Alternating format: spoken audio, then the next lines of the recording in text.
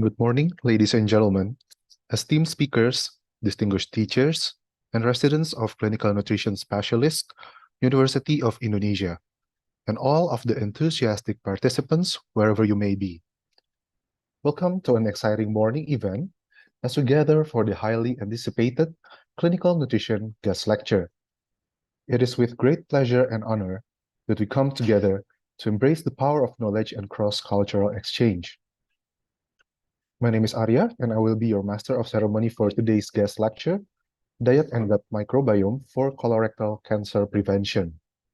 We humbly welcome the head of Clinical Nutrition Specialist Study Program, Faculty of Medicine, University of Indonesia, Dr. Diana Sunardi, Magister Gizi, Spesialis Gizi Klinik Konsultan, the Secretary of Clinical Nutrition Specialist Study Program, Faculty of Medicine, University of Indonesia, Dr. Krisa Delva Sutanto, Magister Gizi Spesialis Gizi Klinik Konsultan, and the moderator of today's guest lecture, also one of our teachers in the Clinical Nutrition Specialist Study Program, Dr. Steffi Sonia, Magister Gizi Spesialis Gizi Klinik Konsultan. Today, we will use this opportunity to expand our knowledge regarding diet, gut microbiome, and its effect for colorectal cancer prevention. And we, the Department of Nutrition, Faculty of Medicine, University of Indonesia, are very humbled with the presence of Dr. Song Mingyang to be our speaker today. And good evening to Dr. Song. We hope you are in great health today.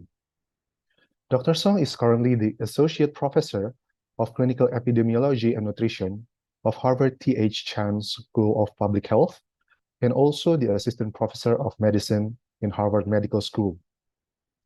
Without further ado, to officially open this guest lecture, we invite our Head of Clinical Nutrition Specialist Study Program, Faculty of Medicine, University of Indonesia, Dr. Diana Sunardi, Magister Gizi, Spesialis Gizi Klinik Konsultan, to present the opening remarks for this event. Dr. Diana, the time and screen is yours. Thank you very much, Dr. Arya. Good evening, Dr. Song, and also good morning for everyone in Indonesia, of course. First of all, I would like to thank Dr. Song. We are very happy to have you present in our Physician Clinical Nutrition Study Program, or guest lecture. We do regularly have a guest lecture from abroad, from other countries, such as from Malaysia, Sri Lanka, the UK, and other countries, including the United States. And our study program not only focusing on nutrition therapy, but also nutrition role in diseases promotion and prevention in the community. Once again, thank you very much, Dr. Song, and we hope that we can elaborate our collaboration in the future. To the participant, thank you very much for your participation. We know that our gut microbiome is very important for our health, and today we have the great opportunity to have Dr. Song share with us the role of diet in the gut microbiota. So enjoy the lecture, and hopefully it will be useful for your daily practice, but also for your scientific work. Thank you very much. I'll give the time back to Dr. Arya. Thank you, Dr. Diana, for the inspiring opening remarks. And before we continue with the main event, we invite the committee to arrange the photo session. As we know, it's best to start the day and also our evening with the brightest smile. We invite all of the participants to open up their camera so the committee can take our picture together.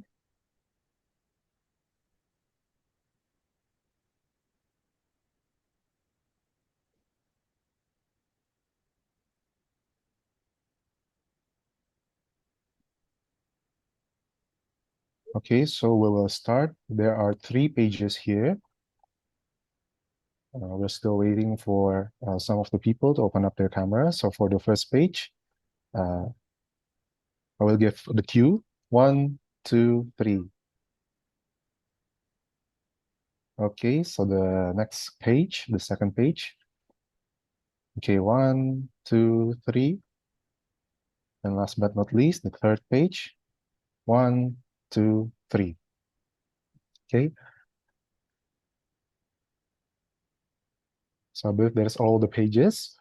And without any more delay, I will invite one of our honorable teachers of Clinical Nutrition Specialist Study Program to be the moderator for today's event. Dr. Steffi Sonia, Magister Gizi Spesialis Gizi Klinik Konsultan. The time and screen is yours.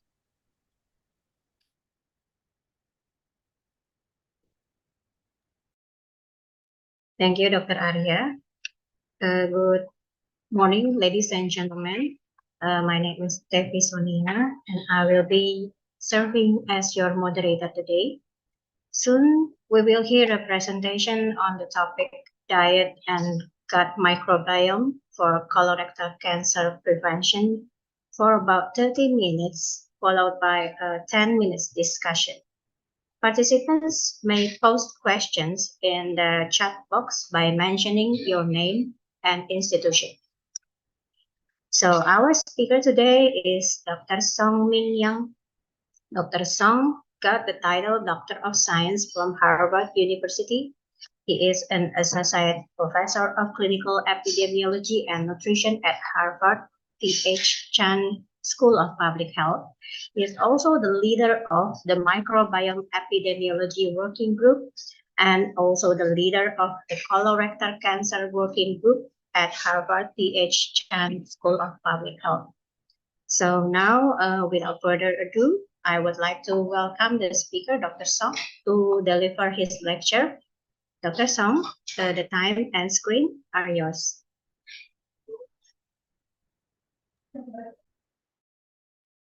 Thank you so much.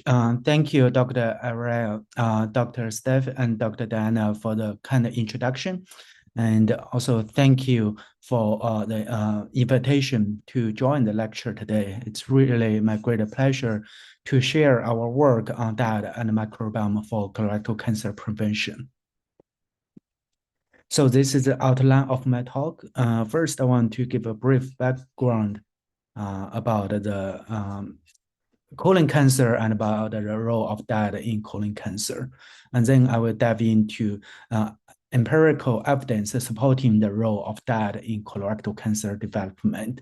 And then I will talk about the evidence on the gut microbiome in the relationship of diet and and colorectal cancer. And finally, I will give a summary and talk about some important future directions. So first, background. We know that colon cancer is a major cancer across the world.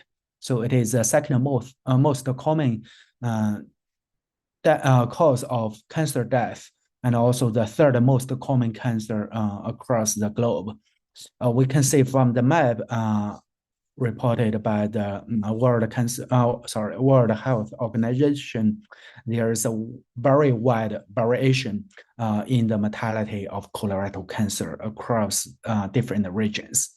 So Central and East Europe, China, and some South America countries tend to have much higher mortality compared to Southeast Asia and South Asia and some Central Asia area.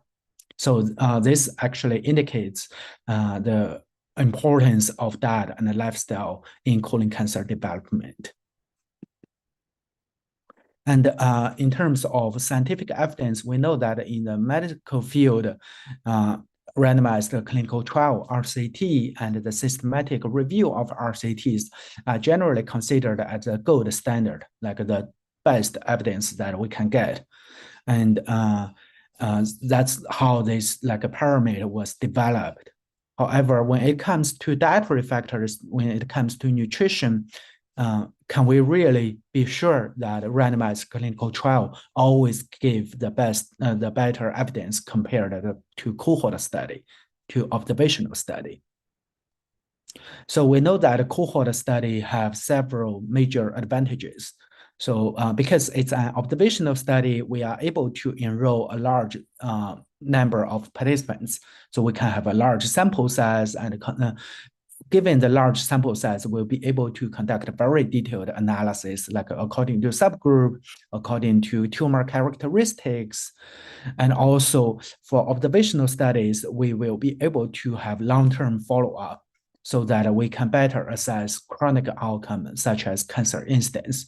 And also we'll be able to assess dose response relationship because the dietary intake can vary a lot in the population. And by leveraging the range of the intake, we can better assess the dose response relationship.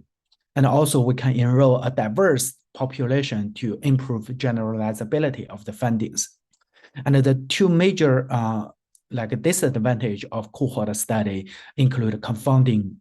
Because it's an observational study, we will not be able to control perfectly the confounding factors, and also measurement error. We know that that is really difficult to assess, especially the habitual diet for a longer period of time. So these are the major advantages and disadvantages of cohort study. On the other hand, randomized clinical trials, the two major advantages. First is the randomization. Right? By doing the randomization, we can really minimize or even eliminate confounding effect. And also we will be able to assign treatment. Therefore, the measurement error can be really minimal. So these are the two major advantages that can mitigate the disadvantage of the cohort study. However, randomized clinical trial have its own limitations. So in most cases, the sample size tends to be limited and duration of intervention tends to be short due to practical reasons. And also it is difficult to study dose response relationship because in most of the trials, we will only be able to give a specific dose of intervention.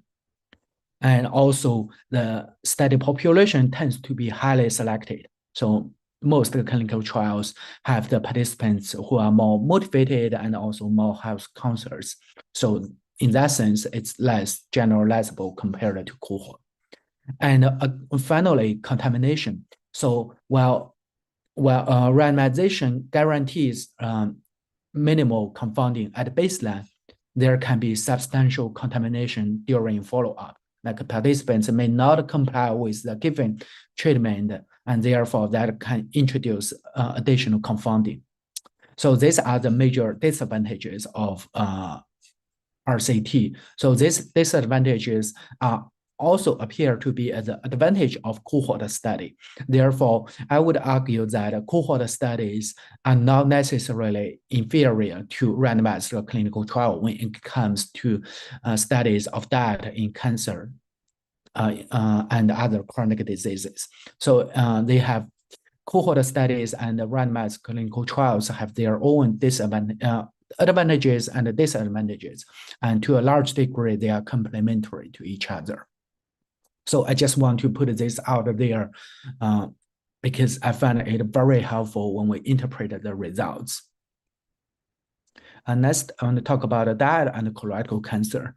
So this is the most recent summary on the relationship between dietary and lifestyle factors in relation to colon cancer, published by the World Cancer Research Fund and American Cancer Institute for Cancer Research.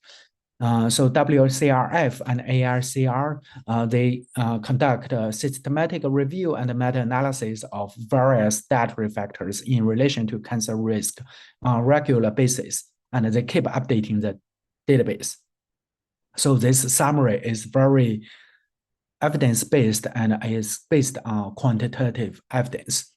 So we can see that only a few dietary and lifestyle factors have been linked to lower and higher risk of colon cancer with convincing evidence. And some specific dietary factors have been found to have probable evidence for reducing colon cancer risk. But most of the dietary factors, as we can see here, are in the limited category. In other words, there's limited evidence to conclude whether these individual dietary factors have an effect on colon cancer. Next, I will use these three major nutrients as an example to show how cohort and randomized clinical trial data may diverge. So this is a summary of major dietary randomized control trials for colorectal cancer prevention. So calcium, vitamin D, and folate have all been suggested to be beneficial for colon cancer.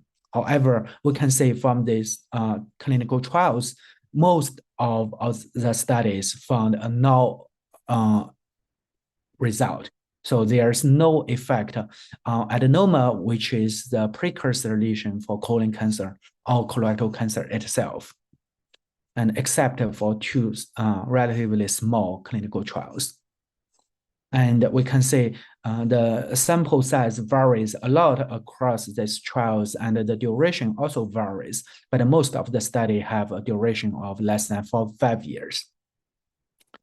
So based on what we discussed before regarding the limitations of randomized clinical trial, what are the possible reasons why most clinical trials showed no results for these nutritional factors, whereas cohort studies have provided very compelling data for the benefit of these dietary factors for colon cancer? The first reason is the inappropriate time window of intervention. So most of the studies enrolled patients with a history of polyps. So in other words, patients already have precursor lesion for colon cancer. And we know that many dietary factors exert their benefit at the very early stage of carcinogenesis. So it's possible that we may have already missed the critical time window for cancer initiation. So this is particularly true for folate. Because we know, like if we give participants folate, give patients with precursors of colon cancer folate supplement, it can actually increase cancer risk by promoting cell proliferation. So again, this indicates the critical importance of the timing of intervention.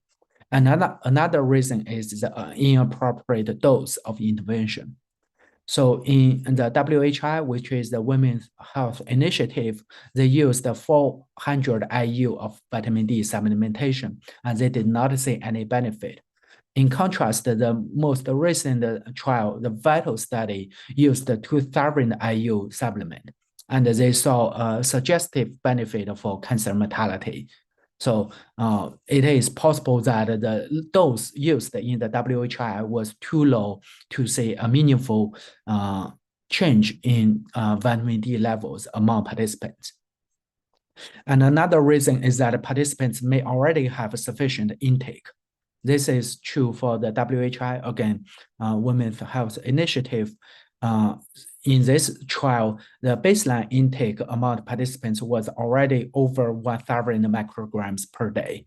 And based on the observational studies, we know that there's a threshold effect for the benefit of calcium. So calcium intake after 1,000 micrograms per day does not seem to confer additional benefit. In other words, the participants may already have very sufficient intake, therefore they wouldn't be able to benefit from further supplementation. And finally, the limited duration. As I mentioned earlier, most of the studies had a shorter duration of less than 5 years. This may be too short to see any benefit on cancer incidence, since we know it takes decades for cancer to develop. So with this kind of evidence and also this interpretation in mind, next I want to move on to the gut microbiome in diet and colorectal cancer. So why we study microbiome? As many of you, if not all, have heard, microbiome is a key modulator of the diet-disease relationship. So microbiome is heavily involved in the absorption and metabolism of dietary factors. And also microbiome is largely determined by diet. So diet is one of the major determinants of our microbial composition. So there's a bidirectional relationship between diet and microbiome. Also, there's the bidirectional relationship between diet, host metabolism, and immunity. We know that many dietary factors are critical for our host metabolism and immune system. And also the host system can also influence the absorption and metabolism of diet. And microbiome has also been shown to be critical for modulating the host metabolic and immune homeostasis. Therefore, we argue that it is the interrelationship between gut microbiome and host factors that together determines individuals' cancer risk. Therefore, to better understand cancer risk, particularly the cancer risk associated with diet, we need to take into account microbiome. And in terms of how that microbiome may influence cancer development, there have been three major pathways that have been proposed.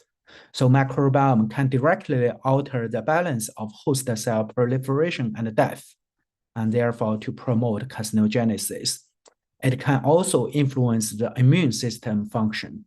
We know that many of the microbes and their metabolites are critical in modulating the host immune system. And finally, the microbiome can alter host and microbial metabolism. So it is through the three major pathways microbiome may influence the carcinogenic process.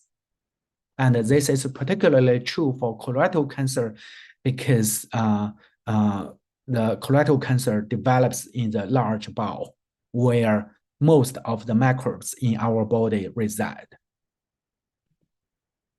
And in terms of the specific microbes that have been linked to colon cancer, there have been very compelling evidence indicating that Fusobacterium nucleatum, enterotoxigenic Bacteroides fragilis, PKS positive E. coli are enriched in colon cancer patients compared to controls. In contrast, short-chain fatty acid producing bacteria have been shown to be depleted in colon cancer patients compared to cancer-free individuals. And recently, we summarized the epidemiologic and also laboratory evidence supporting the role of microbiome in modulating the diet, lifestyle, and cancer relationship. And we identified a few groups of bacteria that are particularly important in mediating the relationship. That includes like short-chain fatty acid producing bacteria, sulfur producing bacteria, bacteria that can produce secondary bile acid, and also bacteria that can convert choline to TMAO. And these bacteria can produce metabolites that can influence cancer development by modulating the immune system, the DNA damage system, and also the gut barrier function. And we did a few observational studies to look at how microbiome may modulate dietary effects on health outcomes. This was a study looking at how microbiome may modify the effect of physical activity on body weight change and metabolic health. We know that there is a substantial variability among individuals in terms of their response to exercise. Many people who exercise a lot but still have difficulty in losing weight, whereas some people can be very sensitive to exercise.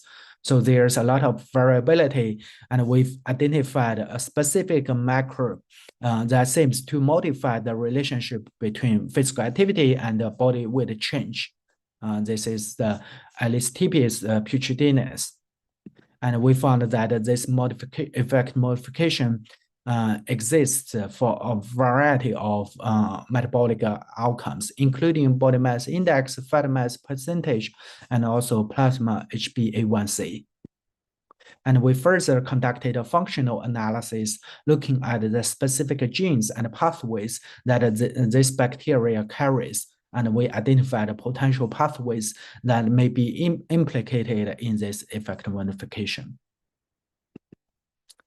And for cancer, we hypothesized that by accounting for the interplay between diet and the gut microbiome, we can better understand the mechanisms between this in this relationship. And also we can generate more robust epidemiological evidence to develop novel preventive strategies, the so-called precision nutrition. And to provide empirical evidence on the role of the microbiome in the diet colon cancer relationship, we did an epidemiological study by developing a microbial dietary score, looking at how dietary factors may be associated with abundance of bacteria that have been implicated in colon cancer. And then we assessed how this dietary score may be associated with colon cancer risk in our observational cohorts. And we identified the colon cancer associated microbes from the meta-analysis, the most recent meta-analysis published in Nature Medicine. And we then identified how the food groups may be associated with the abundance of this CRC associated gut microbes. And then we summarized the food groups as a CRC microbial diet score. And I will skip these details regarding the development of the score. So this is just to show you the loading of the food groups on the score. We can see that some unhealthy foods like processed meat, organ meat, butter, like high energy drinks were found to have a positive loading on the dietary score, whereas fruits, vegetables, whole grains had a negative loading on the CRC microbial dietary score. And by linking the dietary score with colon cancer risk, we found a positive association between higher dietary score with higher cancer incidence. So this y-axis shows the multivariable adjusted hazard ratio of colon cancer in relation to the dietary score. And we found that this score has a modest association with the existing dietary patterns, such as a Western diet, a negative correlation with prudent diet, and also positive association with EDIP, which is the inflammatory diet, and EDIH, which is the insulin diet. So this indicates that the microbiome-based dietary score can also capture some of the known effects of the individual dietary factors on disease risk. And when we first categorize cancer into different subtypes according to tumor microbial features, we found that the score is particularly strongly associated with higher risk of colon cancer that has a positive Fusobacterium nucleatum. Like I mentioned earlier, this Fusobacterium nucleatum has been consistently associated with a higher risk of colon cancer. So this indicates that diet may modulate the microbiome and therefore promote the colon cancer development, particularly the cancer development of, induced by the microbes, such as the Fusobacterium nucleatum. So this epidemiological study provides proof of principle for our hypothesis. And one of the limitations of this study is that we did not have the microbiome and the dietary data amongst the same participants. So as I showed earlier, the dietary score was developed in a subset where we had both dietary and the microbiome data. And then we applied the dietary score to the larger cohort. To address the limitation, we are currently conducting a prospective cohort study of the microbiome in colon cancer. So we are collecting stool and oral microbiome samples from the existing Nurses Health Study 2 cohort. So the Nurses Health Study 2 was initiated in 1989. Every 2 to 4 years, we have been collecting very detailed dietary and lifestyle information from the participants. And over the years, we have also collected a variety of biospecimens. And in late 2019, we initiated the microbiome collection, the so-called MicroN study, with the aim of collecting samples from 20,000 women who are still under active follow-up in the Nurses Health Study 2 cohort. As you can imagine, once we have this baseline assessment, we will be able to assess prospectively how the microbiome may influence the subsequent risk of colon cancer and other diseases. And we summarized the study protocol in a recent Nature protocol paper. We included all the protocol information in this paper. So if you are interested, please feel free to refer to this paper. And we received a large grant to prospectively assess the role of diet and microbiome in colon cancer development. So these are the two major aims of the grant. The first aim is to characterize the diet, microbiome, and metabolome colon cancer relationship. And then we are going to interrogate how the microbiome may influence host gene expression by collecting tumor tissues from the participants who have also provided a stool sample. And this is a workflow of the study. Again, the details have been presented in the protocol paper. And we developed a very detailed instruction for participants to follow regarding how to collect their stool samples at home by themselves. And also we developed a very comprehensive questionnaire to assess the major covariates that are important for microbiome studies. And as I mentioned earlier, the Nurses Health Study 2 is still ongoing. We are still actively following up a variety of health outcomes. Therefore, we will be able to assess the role of the microbiome in all of these disease outcomes in a prospective study. And also we projected the number of outcomes in the next 5, 10, and 15 years. So right now we are already getting very close to the 20,000 target. I think right now we have about 19,000 samples in our biorepository. And besides the importance for cancer incidence, data is also very important for cancer survivors.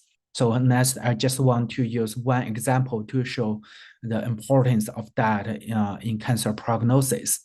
So in this study, we look at coffee intake among cancer patients. So these are the patients who have been diagnosed with colon cancer, and we assessed their dietary intake after diagnosis. And as we can see here, compared to non-drinkers, coffee drinkers tend to have a much lower mortality of colon cancer. And the same benefit was seen for both caffeinated coffee and decaffeinated coffee, indicating that the benefit was not driven by caffeine. And similar findings have been reported in other cohorts. So they have also reported a 30 to 50% lower mortality associated with high coffee intake. And based on these observational studies, right now we are conducting a randomized clinical trial among colon cancer patients. So we aim to enroll 80 patients who have completed standard cancer treatment, including chemotherapy for colon cancer, and the participants will be randomized to either coffee group or placebo group at 6 grams per day. This is equivalent to about 3 cups per day of coffee drinking. And we are gonna do the intervention for 3 months and collect a variety of biospecimens before and after the intervention. This is in collaboration with my colleagues at Dana-Farber and Mass General Hospital. And in terms of the mechanistic hypothesis, we hypothesize that coffee may reduce colon cancer recurrence or may improve colon cancer survival by reducing fatty liver. So the reason why we focus on fatty liver is because there is very compelling data indicating the benefit of coffee for non-alcoholic fatty liver. In fact, coffee drinking has already been included in the clinical guidelines for management of NAFLD. And on the other hand, fatty liver has been linked to worse prognosis among colon cancer patients. And that's why we hypothesize that reducing fatty liver may be one of the mechanisms that coffee may benefit colon cancer survivorship. In addition to fatty liver, we will also be assessing the metabolomic changes and also the microbiome based on prior studies indicating that coffee is one of the major determinants of the microbiome. In fact, we looked at the relationship between coffee and microbiome in an observational study shown here. Compared to non-drinkers, coffee drinkers tend to have a more diverse microbiome, although the difference is quite modest. However, when we look at the individual species, we identified a particularly very strong correlation between this Leucinospector in relation to coffee. And we can see that the association is so strong that it is only observed for coffee, not other drinks or other beverages. And this has been reported before in other studies as well. So there seems to be a very specific microbial response to coffee intake, as you can see in the scatter plot. The correlation doesn't look striking, but in the microbiome field, for those of you who are familiar with the literature, this is already very striking, a very strong correlation, because most often we would find a modest association between a variety of microbes in relation to individual dietary factors. We rarely see this specific, very strong correlation between a specific bacteria in relation to a specific dietary factor. And as I mentioned earlier, this association has been reported in prior studies looking at a variety of dietary factors in relation to the broad microbial profile. And this bacteria stand out as the strongest signal. So right now we are running some additional analysis to identify what are the possible pathways through which the coffee intake may influence the abundance of this bacteria. So next, I want to summarize my talk. Hopefully, I have convinced you that observational studies and randomized clinical trials have their own pros and cons and can provide complementary evidence in nutritional epidemiology. And this is particularly true for cancer. And the gut microbiome is a potential important effect modifier and mediator in the diet-colon cancer relationship. Right now, most of the evidence is from retrospective case control studies, and we need more prospective study, and also we need more interventional trials to better understand the causality of the microbiome in diet disease relationship, and also to develop precision nutrition strategies for colon cancer prevention. So going forward, I will still continue using this research framework by combining the power of cohort studies with randomized clinical trials. So the cohort studies can be used to generate new hypotheses, while we can confirm the hypothesis in the clinical trial and also test the new biomarkers for cancer outcomes, with the ultimate goal of developing novel strategies for cancer prevention and treatment. With that, I would like to thank all my lab members and my collaborators, as well as my funding sources. And I would love to take any questions you may have. Thank you.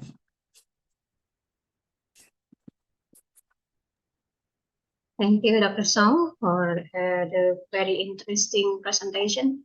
So maybe there is haven't been any question in the chat box, so maybe I want to ask you a question if I may.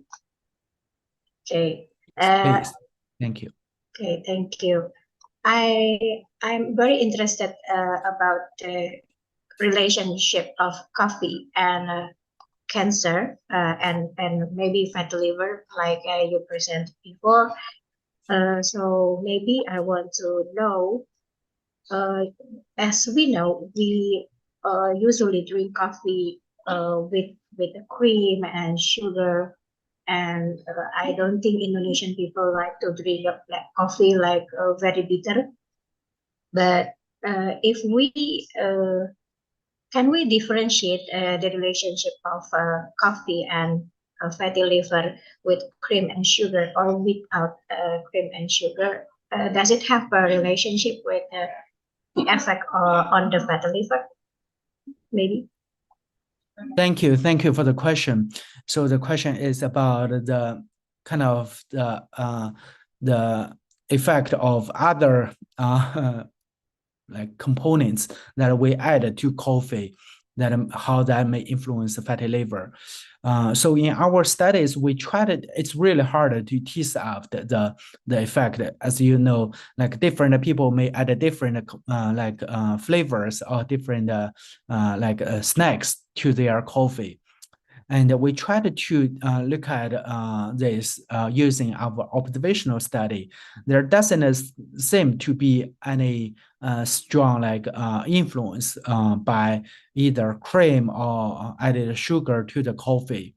I think the benefit is really driven by the coffee itself, particularly the polyphenols in coffee. We know that coffee is very rich in polyphenols, such as some flavonoids and also quinic acid. So all of these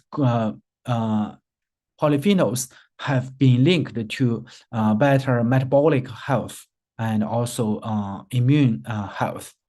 So we believe that it is polyphenols that is really driving the association. And we had some evidence supporting that from the metabolomic studies. But again, I think it's always kind of the balance. If people add too much sugar or cream, that may actually offset the benefit of coffee, because we know added sugar can be really detrimental from the metabolic health perspective, and also cream is not a healthy choice either. So if possible, I would always suggest people just drink black coffee without adding anything. But again, having a little bit like a sweet wouldn't really eliminate the benefit of coffee. Okay, thank you. I think that's explained the answer clearly. So now for the next question, this is from Firisha from Department of Nutrition, Faculty of Medicine, Universitas Indonesia. Still about coffee, Dr. Song. Is there any maximum coffee intake per day to lower the risk of fatty liver? Maximum. Sorry. The maximum intake. You mean regarding the coffee? Yes, still about coffee. Yeah. Is there maximum intake to be recommended?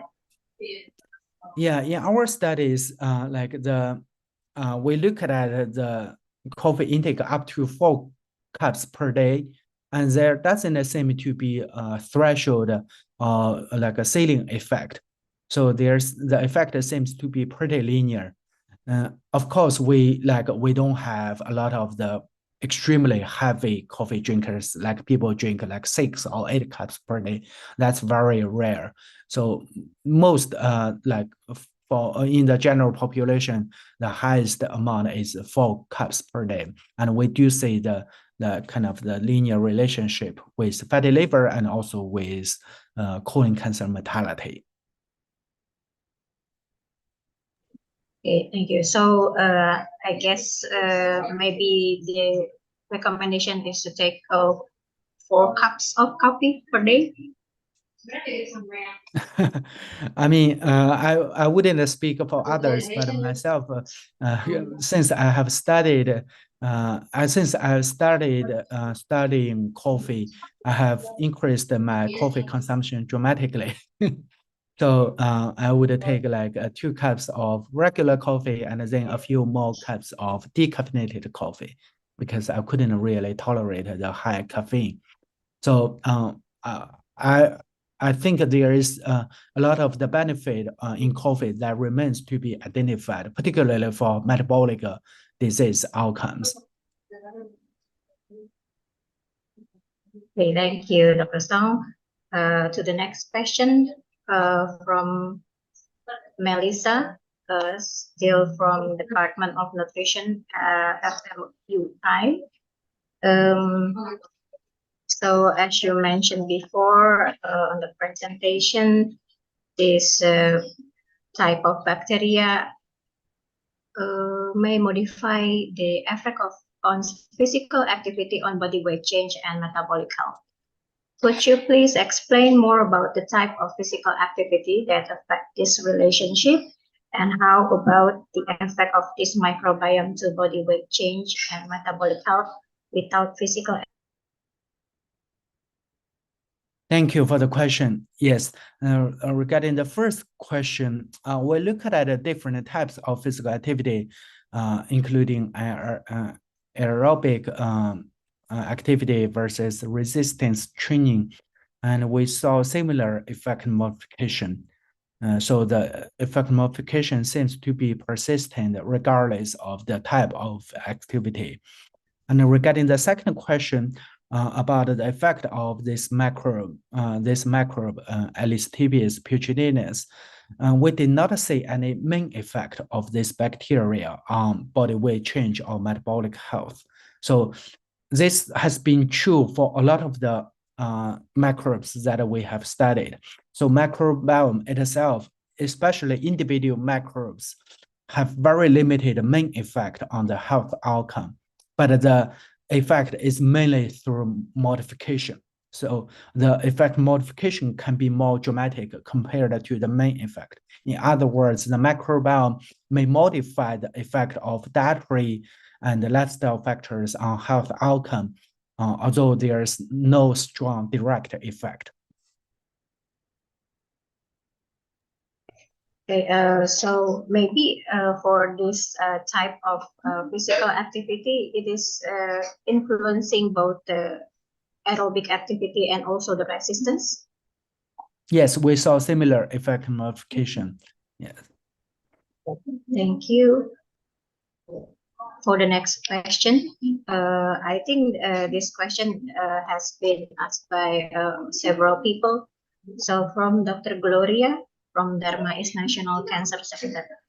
Does microbiome supplementation may be beneficial to lower the CRC risk, colorectal cancer risk? That's a great question. I guess the answer right now is no, we don't know.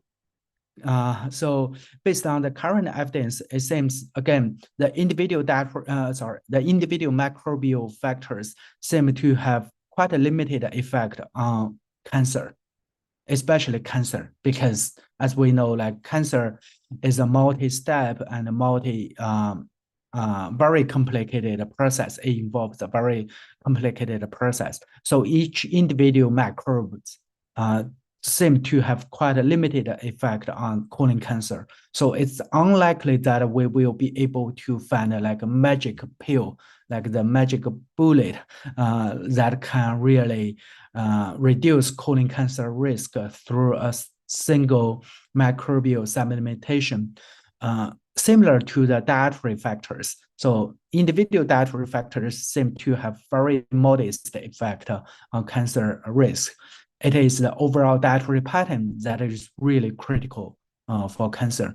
So microbiome is the same, like it is the overall structure of the microbiome rather than individual species that is more important for cancer. So from that perspective, I still think dietary intervention and the modification of the overall dietary pattern is more promising for cancer prevention rather than simple dietary or microbiome supplementation. Thank you, Dr. Song. I think we still have time. So for the next question, this is maybe still related with the coffee. I think many people is interested about coffee. This is from Puri, from Brin. The question is, how about tea drinker? Is it any benefit as drinking coffee? We know that Indonesian people like to drink tea as well. Yeah, that's a great question. So we did look at tea consumption as well, and we saw benefit with tea, although the benefit is less dramatic compared to coffee. One of the reasons is that the tea consumption is pretty rare in the United States. Tea drinkers seems to be have very distinct profile compared to the general population. So that has been challenging. That has made the studies on tea consumption very challenging. So I think like in Asia, like if there will be much better data on tea consumption and a wider range of tea consumption. So we may generate a better evidence there. But in the United States, there is suggestive evidence that tea can also be beneficial for cancer survivors, but the magnitude is much smaller compared to coffee. And we know that tea and coffee share a lot of the polyphenols. So it's not surprising that we observed a similar benefit for both of the beverages. The question is, what kind of ingredients in either coffee or tea that is really driving the benefit? I believe it is in the polyphenols, but we need more studies to confirm that, including the clinical trial that we are doing. Thank you, Dr. Song. Maybe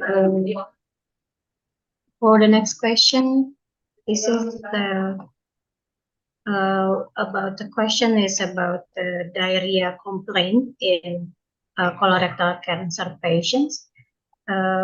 This is from Beatrice C. Walter from Department of Nutrition. Is there any scientific recommendation or scientific preference about providing prebiotic and probiotic in patients with proctitis and patients already with colorectal cancer to decrease their diarrhea complaint? As far as I know, there's no like a scientific recommendation regarding the prebiotic or probiotic supplementation. The microbiome is so individualized, and it is hard to identify the right bacteria and the right prebiotic component that can work for everyone. So that's why the precision nutrition is particularly appealing for microbiome, because all of us have very distinct microbiome, and the species that may work in one individual may not work for others. And regarding the second question, does the coffee beverage mentioned in my presentation is black coffee or sweetened coffee? We did not have this information. Although I think we only had like information on the preparation, like whether it's filtered or unfiltered coffee, and we saw similar benefit for filtered versus unfiltered. Again, it seems that the components, the polyphenol or other beneficial compounds in coffee that is really predominating the effect. Okay, thank you, Doc. For the next question, I think we still have time for one or two questions. From anonymous person. So some research conclude that specific diet like Mediterranean diet could prevent cancer. So based on your study or your experience regarding Asian population, maybe specifically Asian population, is there any specific type of diet that you can recommend to improve the healthy gut or the microbiome diversity, maybe? Yes, that's a great question. I mean, for Mediterranean diet and other healthy diet, the effect seems to be very generalizable across populations. Like as far as I know, Mediterranean diet has been linked to lower cancer incidence and also lower risk of other chronic diseases across different populations. And also, as I mentioned in my talk, when we developed the dietary score for colon cancer microbiome, and we saw pretty good correlation between the score with the established dietary pattern.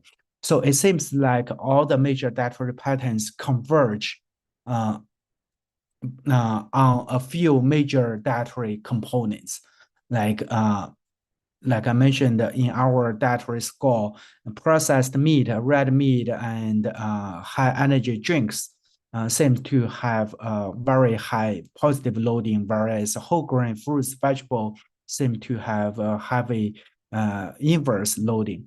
So that seems to support the hypothesis that the major dietary components that are considered in various healthy diet seems to be the driving factor.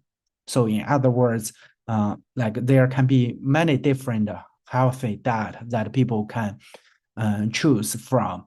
So the key is whether you can comply with it and whether you can adhere to it for a longer period of the time to see a benefit. That is particularly important for cancer prevention, because we know it takes years or even decades for cancer to develop. And even for obesity, even for weight loss, studies have shown that adherence is really the critical factor. So regardless of what kind of diet you follow, as long as it is a general healthy diet, as long as you can adhere to it for a longer period of time, there seems to be a benefit. Thank you, Dr. Song. Maybe we will go to the last question. This is from Ainur Faizia from Department of Nutrition FMUI. For clinical practices, is there any clinical manifestation, signs, or symptoms of a good composition of microbiome in a person without doing the laboratory tests? That's great. That's a great question. I don't think there is like a reliable clinical manifestation or signs that can indicate a good accommodation of the microbiome.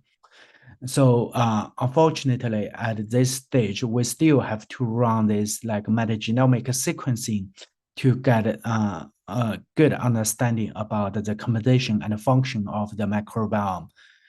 Maybe in the future there can be more like non-invasive biomarkers identified to indicate the accommodation of the microbiome. But at this time, there's no such easy test available yet. Okay, thank you, Dr. Song. I think that is all the questions, and I think you have already answered all the questions. So let me summarize a bit. So maybe we have come to the end of the guest lecture, and I would like to deliver the conclusion of the lecture. So dietary factors and gut microbiome are interrelated, and both, together with host metabolism and immunity, have a role in cancer prevention. So ongoing studies are still conducted to prove the role of dietary factors and gut microbiome in cancer prevention. And for the recommendation or the take-home message for today is that overall diet and overall microbiome profile, rather than specific dietary factors or specific microbiome, have a bigger benefit for the colorectal cancer prevention. So I think that's the conclusion for today. I would like to say thank you again to Dr. Song for the informative lecture and to all the participants for the active participation. I apologize if I make many mistakes in the moderating today.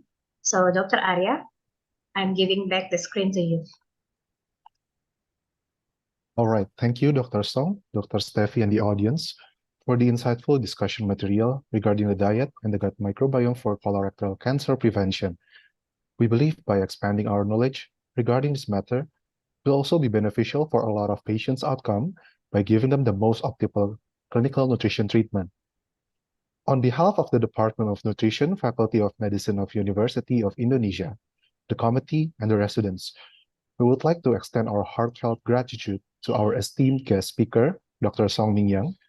We would like to say thank you for gracing us with your profound insights and invaluable wisdom during this lecture. We believe that your expertise, passion, and dedication to sharing the knowledge have left inspirations in our minds. And we are immensely grateful for your time and considerations to be the guest speaker of today's guest lecture. Extensive gratitude also given to the Department of Nutrition, teachers, consultants, and the committee for arranging this enlightening event. And last but not least, to our audience. Your active participation and engagement have been the cornerstone of this event's success. We are very grateful and open for any suggestions and inputs that you can give to us to host better events in the future. And once again, a sincere thank you to our esteemed guest speaker, our engaged audience, and all those who contributed to making this guest lecture a resounding success. Thank you and good morning. Thank you so much for having me. It was a great pleasure. And I hope we can get to see each other in person sometime in the future. Thank you. Bye. Thank you, Dr. Song. Thank you and good evening, Dr. Song. Thank you. Bye.